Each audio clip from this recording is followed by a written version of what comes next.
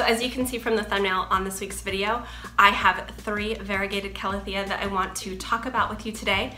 If you remember when I got my white tiger, I said I wanted to do a video comparing it with my fusion white Calathea, and I never got around to doing that. Since then, I've gotten a third, which is a Louisae Variegated, and I thought, why not just do a video? I'll talk about all 3. Before I've told you which plant is which, I'll have some corresponding letters up here. Go down in the comments really quick and just really quickly enter in which you think is A, the white tiger, the fusion white, or the Calathea Louisae. And then at the end, let me know if you were correct in your guesses. I'd be really curious to know and to see how many of you guessed correctly. So let's get started.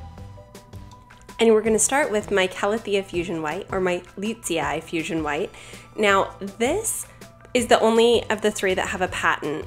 And so in the patent, we know that the plant was first discovered as a whole plant mutation in 2007 by, I think it was Tian Yam.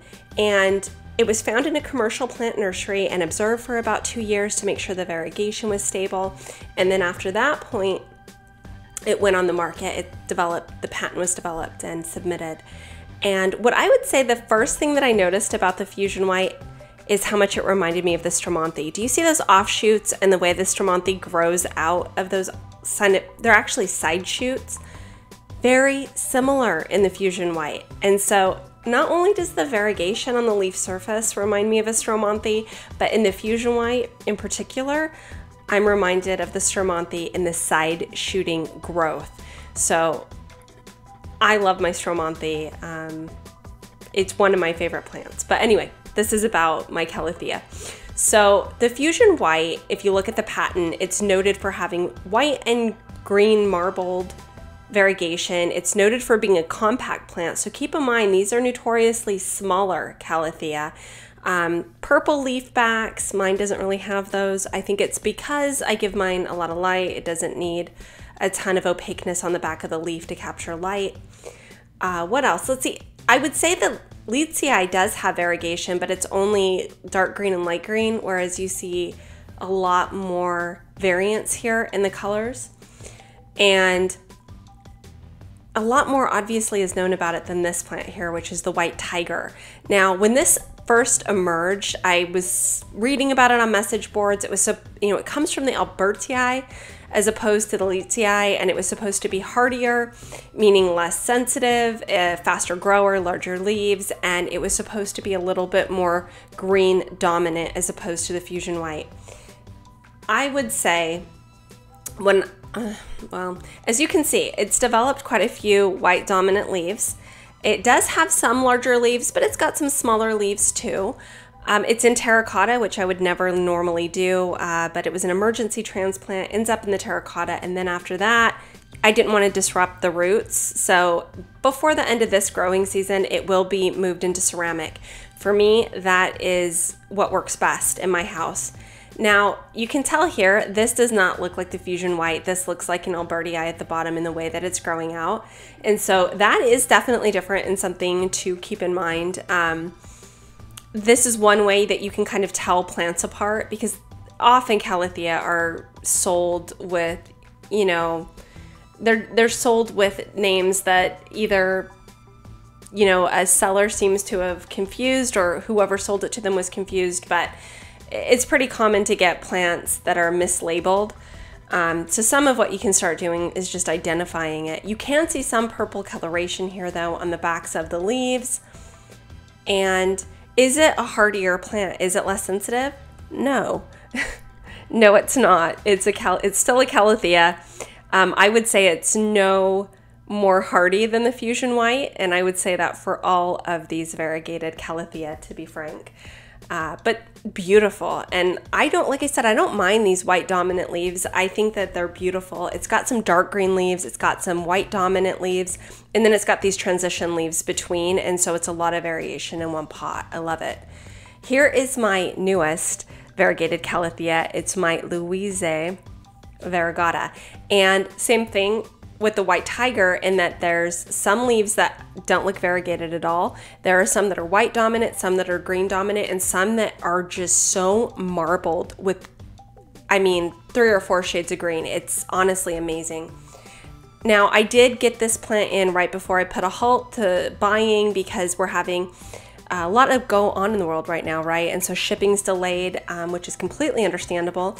And this squeaked in right before I cut everything off, and it was in shipping 5 to 6 days longer than it should be. So you are seeing some humidity stress and some water stress. But this seller is great. I've bought from them before, and so I knew the plant was going to survive no problem. Though it has some visible distress that you can see. But this plant, right, in size is comparable to my Louisae. So if you want, you know, you're only going to get one variegated Calathea, this might be the one for you. Now, when I look here down at the base, it looks just like it's comparable to my Louisae. This is how it grows. It doesn't look, again, like that fusion white with the side shooting. And I would say overall, it might actually be hardier than both the white tiger and the fusion white. It's a vigorous grower, it's strong, and it's breathtaking, frankly, in my opinion. It does have that purple coloration under some of the leaves. It does have some healing to do, and so just FYI. A lot of times when we find Calathea, maybe because they have these high need requirements in retail spaces, they look terrible. If you don't mind growing a plant out, you know, between 1 and 2 growing seasons, you can see usually a really good improvement in the visuals of the plant, so long as you meet all of its requirements. And to me, I can do that. I don't mind waiting. But if you want to put this plant out, you know, it's a centerpiece showstopper plant in your house, you're going to want a really nice one. And so just keep that in mind, that you hold out and wait. So let's look at all of them together. I would say, where do they fall on difficulty level? I would say they're all somewhere between medium and difficult. They have high care requirements. As always with a Calathea, distilled water is very important. Humidity is very important. I do not like my plants to be under 49% humidity, and I don't like them to be much higher, above 60. I start to see mold issues at that point. And also when it comes to light, I don't consider Calathea low light plants. I think that they have higher, I think a lot of the struggle with Calathea is when you're not giving it enough light, it's just not going to be strong enough. And so anytime it's not getting any of those other need requirements met, you know, your humidity's a little bit low, it's going to just exacerbate all of this. So my Calathea gets some, let's say the fusion white and the Louisae Variegata get mild direct light. So they do get some direct light in the morning, and it's through multiple panes of glass.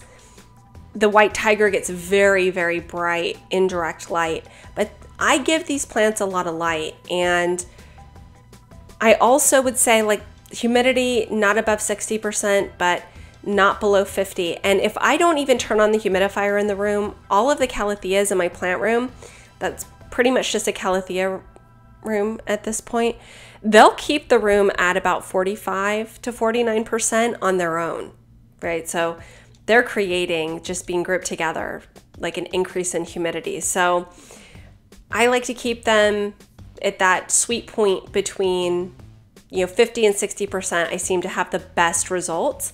Frankly, that's not high enough for some of the Calathea I have. However, at some point, you're really risking some things to go wrong, in my opinion, when the humidity is getting too high. And I've had accidents where the humidity got up to 90%, so trust me, they'll survive, but I try not to do that very often. If you, like I said, we're only going to get one of these though, you might go with the Louisae Variegata just because it's larger, it's more eye-catching, it might be a centerpiece plant that you want to have out. The fusion white though is nothing to scoff at. It's a gorgeous plant. It is absolutely beautiful, and all of that white is so striking. The white tiger, phenomenal. All of the variation that you see in that plant is gorgeous, and it has some really beautiful dark green in the leaf. So I would say that you can't really go wrong with any of them. Are they a little harder? Yes, they are, but I think that they're more than worth it. So be sure to let me know in the comments which of these three is your favorite. Which do you already have? Which do you want? Which Calathea do I consistently ignore and you feel offended by me ignoring that Calathea? I'd love to hear it in the comments. And until next time, be well and take care.